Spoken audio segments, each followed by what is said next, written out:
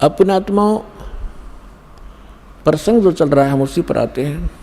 जैसा कि दास आपको कल बता रहा था कि सत्संग जो उद्देश्य लेकर कल किया था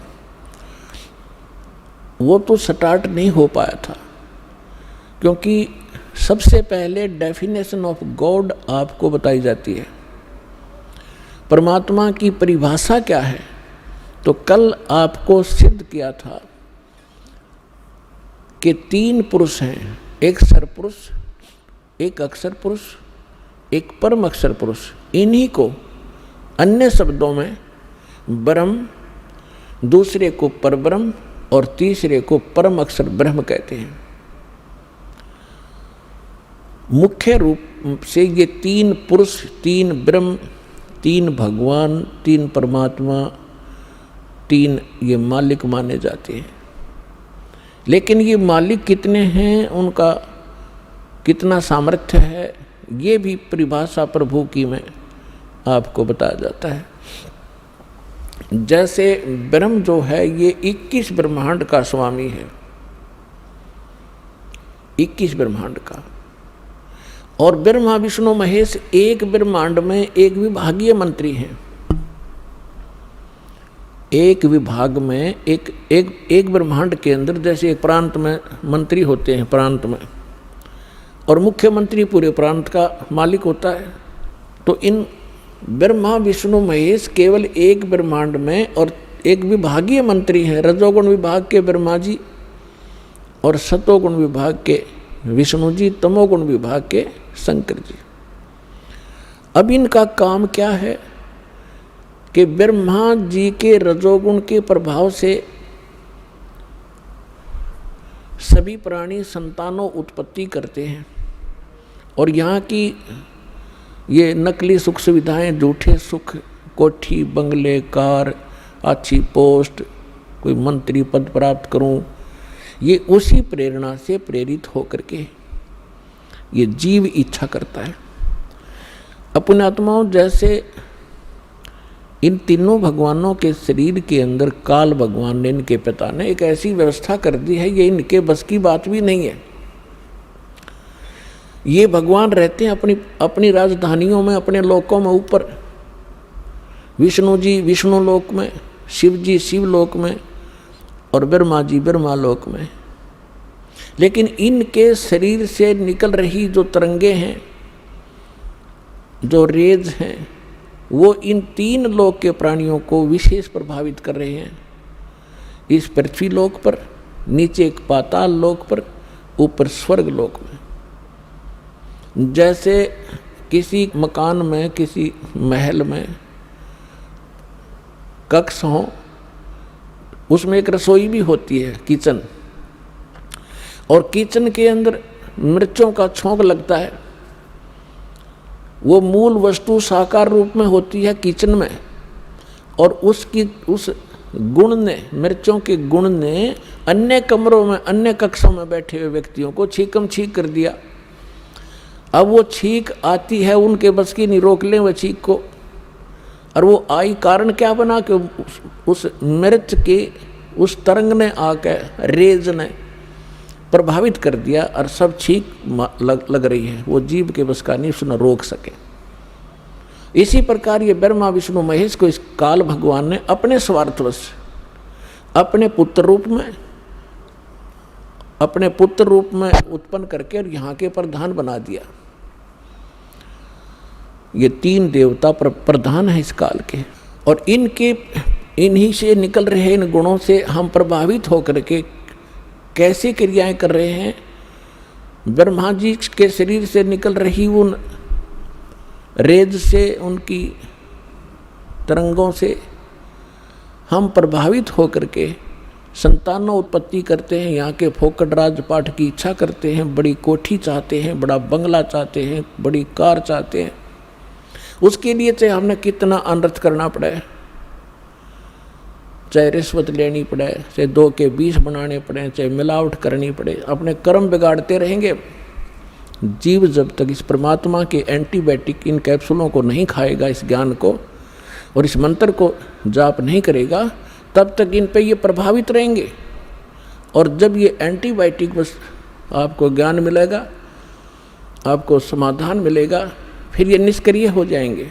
और विष्णु जी के सतोगुण के प्रभाव से हम यहाँ ममता है, आपस में भाई और बहन का प्यार, माता पिता के अंदर ममता, पति पत्नी का लगाव, संपत्ति की में अपनी धारणा दृढ़ कि मेरा है, ये मेरा है, तो ये जीव के बस का नहीं कि इसे मन हटा सके।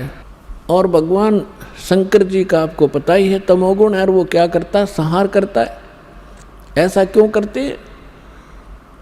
सारा का सारा कार्य आपसे बाई फोर्स कराया जा रहा है, बाई फोर्स, आपके बस का नहीं कुछ। जो कुछ भी करना है, इस काल भगवान ने कोई ऐसे साधन बना रखे हैं कि जीव विवश होकर के सब कार्य करता है। अब परमात्मा ने अपनी प्यारी आत्मा धर्मदास जी को इस काल की डेफिनेशन बताई। क्या डेफिनेशन बताई? कि जैसे कसाई बकरे पालता है, जैसे कसाई बकरे पालता है तो वो क्या करता है, एक जिसकी अच्छी बड़ी सेल है वो क्या करता है, एक बहुत बड़ा चरागाह खरीद लेता है और उसमें उन बकरों को बकरियों को छोड़ देता है और उसी के अंदर एक तालाब बना देता है, उसी के अंदर एक शेड डाल देता है गर्मी सर्दी ओला से बचने के लिए, और स्वयं भी उनकी संभाल करने के लिए जाता रहता है। अब वो अबोध बकरे उस सारी सुविधाओं को प्राप्त करके ये समझते हैं कि हमारा जो मालिक है ये बहुत ही दयालु है, बड़ा नेक व्यक्ति है, देखो हमारी कितनी केयर टेक करता है, हमारी सुविधाओं का कितने ध्यान रखता है ये। और उसको देखकर वो उसको एक नेक व्यक्ति और अपना अच्छा स्वामी मानकर जब वो उसके अंदर जाता है, उनके उस स्थान पर जो कसाई जाता है, तो उसके पास दौड़ कर आते हैं उसको नेक व्यक्ति जानकर। कोई उसके ऊपर पैर उठाकर सीने से लगाने की चेष्टा करता है, कोई उसको चाट रहा होता है और वो ऐसे हाथ लगा लगा कर देख रहा होता है। वो तो कसाई देख रहा कि इसमें मांस कितना हो गया, और वो सोचते ये प्यार करे मारे थे। पुण्यात्मा, यही सती थी कबीर भगवान ने, हमारे परम पिता ने आकर हमें बताई कि जिस लोक में तुम रह रहे हो ये काल का लोक है, ये कसाई है, इसका रहम नहीं है यहाँ पर। किसी का बेटा मरो तो किसी की बेटी मरो। जैसे उस समय तो वो कसाई कितना अच्छा लगता है, और जब उसको कहीं से ऑर्डर आता है कि 20 बकरे चाहिए, तब वो ना देखता किसकी बेटी मरेगी किसी का बेटा मरेगा, एक लाठी लेकर निकाल लेता उनमें से मोटे मोटे छांट के, और शेष बचे रोते रहते हैं, भागते रहते हैं, मिमाते रहते हैं। उनको पता लग जाता कि ये गए, अब खैर नहीं है इनकी, आभास उनकी आत्मा में भी इसका हो जाता है।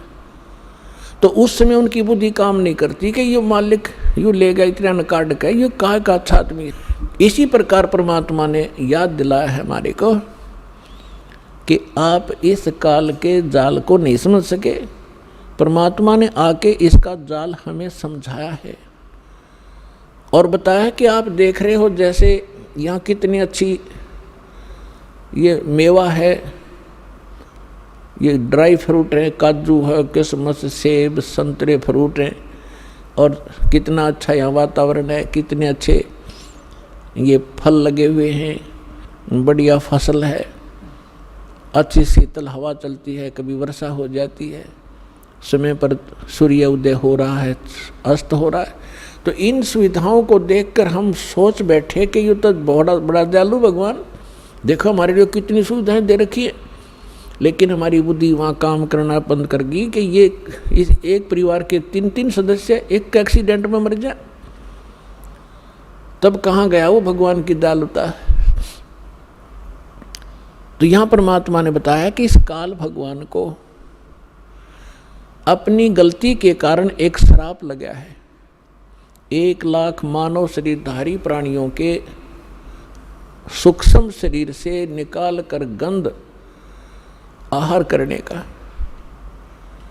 अपने आत्माओं जैसे ये शरीर है ये तो यहीं रह जाता है, जैसे बादाम के ऊपर एक कवर होता है, वो कवर खाने का नहीं होता, उसके अंदर गिरी होती है। इसी प्रकार हमारे इस स्थूल शरीर के नीचे एक सूक्ष्म शरीर है, और उस सूक्ष्म शरीर के अंदर जो भी हम इस स्थूल शरीर से खाते हैं, टेस्ट लेते हैं, आनंद लेते हैं, बकवाद करते हैं, सुल्फा शराब तम्बाकू सेवन करते हैं, उसका कुछ अंश उस सूक्ष्म शरीर में जाके समा जाता है। और उस सूक्ष्म शरीर के अंदर ये जीव मरता नहीं, और सूक्ष्म शरीर जल्दी से नष्ट नहीं होता। इस स्थूल शरीर को यहाँ कवर को छोड़ देते हैं, अंदर से वो गिरी ले जा करके एक तपस्या है इस काल भगवान के 21वें ब्रह्मांड में, और वो अपने आप प्रज्वलित रहती है, उसके ऊपर डाल दिए जाते हैं। उसमें ऐसा सिस्टम कर रखा है कि इसके वो जीव तड़पते हैं अपने आप, उनके बस के नहीं वहाँ से उठ जाएं। ऐसे पड़े पड़े जैसे खील बुनता है भड़बूजा, अपने आप चटक मटक होकर उठ गिरते हैं, पड़ते हैं, गिरते हैं, पड़ते हैं।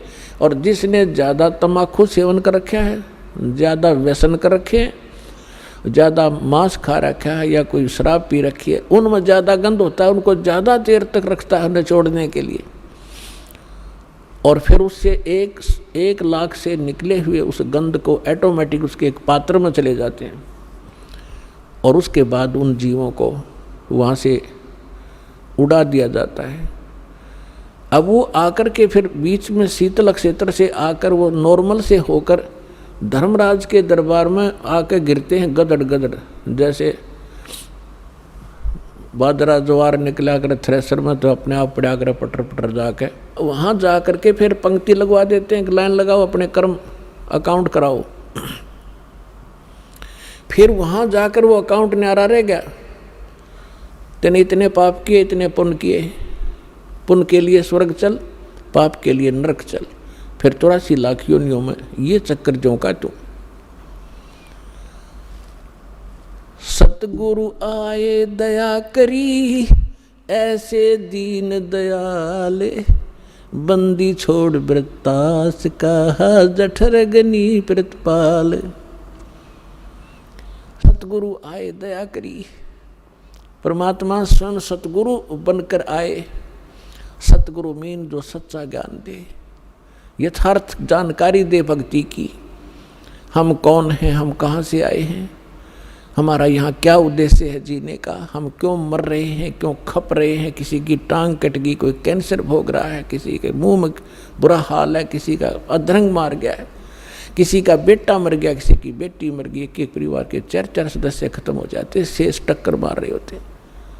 इस लोक में तुम रह रहे हो क्योंकि आपको विकल्प का पता नहीं था।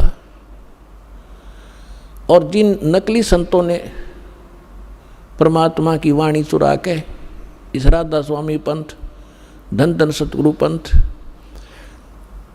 ये जय गुरुदेव पंथ, ये निरंकारी पंथ, और जितने भी यो अन्य जो हिंदू धर्म के ठेकेदार हैं, न कख भी पता नहीं क्या है का, ये सारे काल के दूत हैं, उल्टा ज्ञान दे रहे हमारे को। इनको ज्ञान नहीं था, ये सच्चाई हमें बता नहीं सके क्योंकि ये सब काल प्रेरित है। पुण्यात्माओं, 600 वर्ष पहले भगवान आए थे, और उस समय वो अपनी अमृतवाणी से अपना यथार्थ ज्ञान बोला उन्होंने। उनकी प्यारी आत्मा धर्मदास जी ने उसको लिपिबद्ध किया, जो सच्चिदानंद घन ब्रह्म की वाणी कहलाती है, जिसको हम कबीर वाणी कहते हैं। गीता अध्याय नंबर 4 के श्लोक नंबर 32 में यही प्रमाण है कि अब तक मैंने जितने भी आपको साधनाएं बताई हैं अर्जुन, 25 से लेकर 31 तक, चौथे अध्याय के 25 से लेकर 31 तक मंत्र में, तो वो कोई तो देवताओं की पूजा करता है, कोई स्वाध्याय करता है, कोई प्राणायाम अपान की क्रियाओं को करके ही प्रसन्न है, कोई योग अभ्यास करता है, और कोई देवताओं की पूजा तक सीमित है। सभी अपनी अपनी साधनाओं को श्रेष्ठ मानते हैं, पापनाशक जानते हैं, लेकिन उस परमेश्वर ने अपने मुख कमल से जो यज्ञों की, धार्मिक अनुष्ठानों की जानकारी दी, विस्तार के साथ दी है, वो तत्व ज्ञान है। चौथे अध्याय के 32वें श्लोक में। फिर चौथे अध्याय के 34वें श्लोक में कहा है कि उस तत्व ज्ञान को जो भगवान ने खुद आकर बोला है, खुद बताया वो ज्ञान स्वयं किसी तत्वदर्शी संत से जाकर समझे, उनको दंडवत प्रणाम करने से, कपट छोड़कर उनसे प्रसन्न करने से वो तत्वदर्शी संत तुझे उस तत्व ज्ञान का उपदेश करेंगे।